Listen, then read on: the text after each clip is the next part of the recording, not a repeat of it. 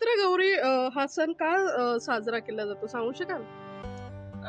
हो, चैत्रगौर म्हणजे कसा आनंदोत्सव असतो अगदी. हा घरी माहेर वाशिण येते.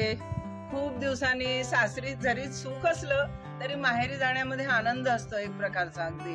हा माहेरी आलं की आई वडील, आईची माया, आईचा पदर हे सगळं मनात अगदी भरून भरून येत असतं आणि माहेरी येण्याची उत्सुकता असते. तर हा चैत्र तृतीयेला गौर बसते. ही मस्त पाण्यामध्ये तिला बसवायचं. अन्नपूर्णेचंच रूप आहे आणि अन्नपूर्णा म्हणजे पार्वती. अच्छा. तर तिला झोपाळ्यात बसवतात आणि मुख्य म्हणजे कैरीची डाळ, पन्ह, कारण थंडावा असतो तेव्हा, झाडांना नवीन पालवी फुटलेली असते. राईट. आंबा अगदी नुकताच आलेला असतो झाडाला आणि आंब्याच्या झाडाला दोर बांधून किंवा हिंदोळा काय म्हणतात त्याला, त्याच्यात बसून ही माहेरवाशीण झोके घेत असते. सुखाचे झोके.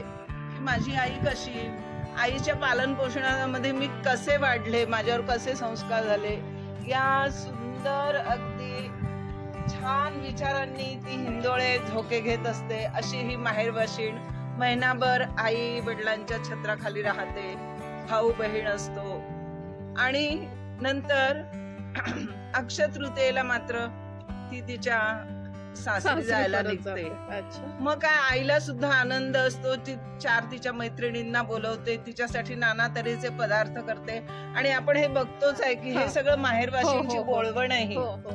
तर हे सगळं आपण करत असतो आणि हा आनंदोत्सव साजरा करत असतो आपण. आंब्याला अतिशय महत्व आहे आणि मुख्य म्हणजे 4 लोक मिळावीत, 4 बायका मिळाव्या. आपल्या घरी एकमेकींकडे जाणं होत नाही, तर अशा या एकमेकींना भेटण्याचा हा उत्सव आहे. मैत्रिणी भेटतात, लेकीच्या आई वडील, मावशी, मामा, सगळं जे आजोळ आहे त्यांची पण भेट होत असते आणि असा हा सुंदर चैत्र गौरीचा असा हा तुम्ही दरवर्षी साजरा करता हा सण? हो, आम्ही दरवर्षी साजरा करतो. कोण कोण असतं याच्यामध्ये? आणि या मुख्य माझ्या मैत्रिणी म्हणूया जास्ती. मुली तर आहे पण मैत्रिणी जास्ती आहे, कारण कुठलीही गोष्ट आपण मैत्रिणीला मनमोकळेपणाने सांगतो. सुख दुःखात माझ्या या खूप सहभागी आहेत या 4 जणी आणि नवे असं आमचं एक कुटुंबच आहे म्हणा. मंगळसूत्राच्या 2 वाट्या, एक सासर एक माहेर. माहेर लाडकं, सासर हौशी.